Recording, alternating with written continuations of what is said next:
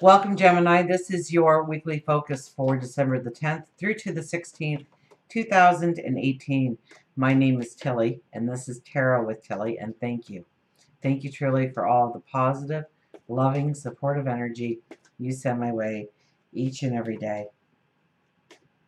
I'll turn to the cards.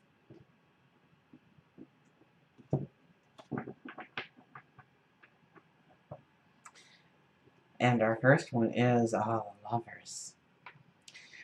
Deepening relationships, strengthening relationships, growing relationships deeper, learning more about the other person. This could also be a passion, a desire of yours.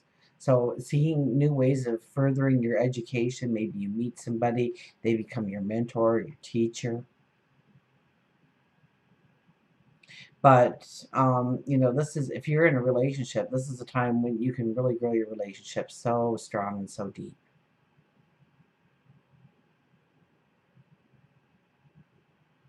And both of you, working towards the same goals, the same,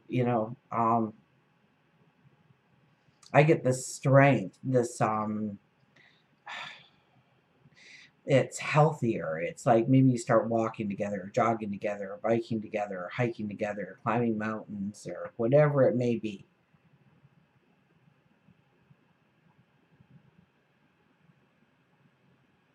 But it's not just the heart grows, but the body grows as well, or strengthens as well. It's not just the love strengthens, but the body strengthens as well here. Now, this could be best friends, right? This could be a good friend of yours. This could be somebody within the community, in the workplace. This could be a lover, a partner, a parent, a child, a sibling. But it's growing those relationships with the people you love, strengthening those relationships, and learning together or growing together in some way. The High Priestess. Everybody's getting these like strong cards. Boy, if you don't think you're in Transformation City here, you are. Let me tell you, everybody's getting these. I don't even know why I have the minor arcana cards in here this week for the most part. The High Priestess, looking inwardly and knowing your magic and letting that magic out, stepping into your passions, your dreams, your desires. That's what the High Priestess is about. You've been walking this whole year trying different things out, maybe, or different jobs, or different settings, different environments, seeing what you really like, taking away what you really like, and walking away from the parts that you didn't like. And I think you're getting a very good picture now of how to step into your own passions, your own dreams, your own desires. So, the High Priestess, her message is to sit quietly and contemplate your magic within. And once you see it, it's how to release it. It's how to use that as your vehicle towards freedom, towards liberation. The Knight of Swords appears. Oh boy, are we ready to go? This is like you have been on that course forever and a day. Maybe this year has felt like this for you, but and you've been walking through this thick forest. And it's an old forest. So many times you had to dismount because the path just ended, or there were fallen trees that you couldn't get around, or all of a sudden there was this stream cutting through and you had to find a shallow area in which to cross. And sometimes you even lost your way and you had to backtrack for miles, for kilometers before you could get on a new path to go forward again. And now, my goodness, you've hit the open fields. And you hold up that sword and you yell, charge.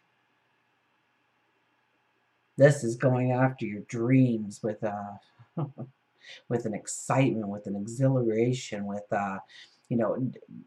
So chances are, your routine was very different when you were in the forest because you knew you had to go slow, and so you paced yourself. But here, your routine changes. You could get extremely busy now, so be careful of what you put on your plate because you don't want to overdo. You don't want overkill because there's going to be things you put on that plate that will take you off your focus of where you're going. And this is beautiful energy to tap into. Three of Swords. Three of Swords is a popular one, but I'm not getting it as this, this card can bring in so much pain in certain readings. But I'm not getting that. I'm getting the healing. We lay there and we heal. So where do you need to let go of something that's happened in a past relationship which makes you act a certain way in the relationships you're in or the relationships that you will enter into? What wall or what safety device did you put in place that really isn't a healthy one? Or really skews your rationale for wanting to grow a relationship deeper or stronger. I was just counseling a gentleman that, and he's not Gemini, and he really didn't know what to do. And the card said if you're basing your actions in this relationships on what happened in past relationships, then you are definitely only hurting yourself. So you need to let out a sense of, and his wasn't healing, so, but yours is about healing.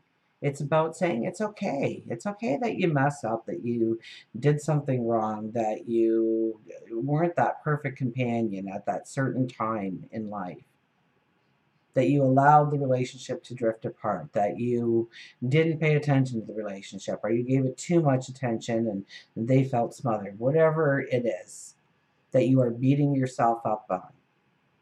And so you are determined not to do it in this relationship, and it's actually hurting the relationship in some way, and you see it, but you really can't stop it because you know what happened last time, and it's that subconscious trigger. So really pay attention to where you hold back in the relationship, where you don't allow your love to flow freely. Maybe it's in giving your time or your energy or your resources, whatever it is, but you hold back. Mainly it's not giving your heart. And understand why you don't do that and allow yourself to forgive you.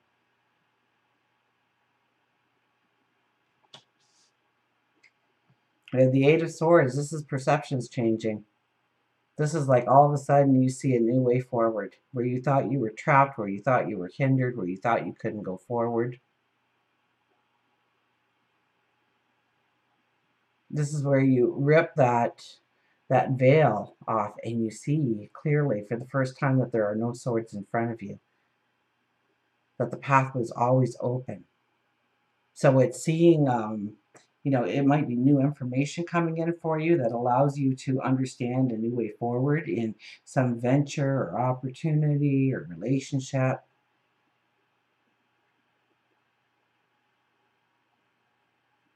Or it could just be a perception change. So, meditation, prayer, reflection are all beautiful things to do this week and work into your daily routine in order to really strengthen your path forward, because you will get those aha moments. You will see a new way of being able to express yourself, whether it's through love or passions, opportunities. Five of Cups. Don't beat yourself up. Don't sweat the small stuff. This is definitely not a week for you to sit there and linger on the things that went wrong, the little details that went wrong. So that's probably where you're going to get messed up the most this week, is if you allow those negative thoughts, okay? If they didn't take out the garbage, well, they didn't take out the garbage. You take out the garbage, okay? Don't say anything about it. Stop getting angry about it. Stop building yourself up in frustration and anxiety.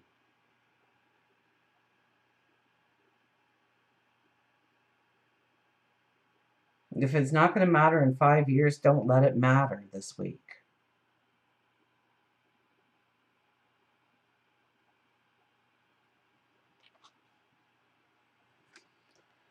And the Knight of Cups. Oh, love could just be around the corner. This is our knight in shining armor. expect. If you are looking for a relationship, you just might, your knight in shining armor may just come and sweep you off your feet, or maybe you are that knight in shining armor, sweeping somebody else off theirs. This is about happiness and romance and laughter and play and frolic. There you go. There's a word for you. To frolic. Looking for opportunities to frolic. So it's a lighthearted kind of experience with the heart. So, we started with the lovers, and here we are, the Knight of Cups. It might be a good week to, if you are with somebody, to plan that weekend away, or maybe just even a quiet afternoon or quiet evening together, or plan a big, humongous trip for yourself together to start to create the joy, the happiness, and the experience. Until we meet again, remember, I do love you.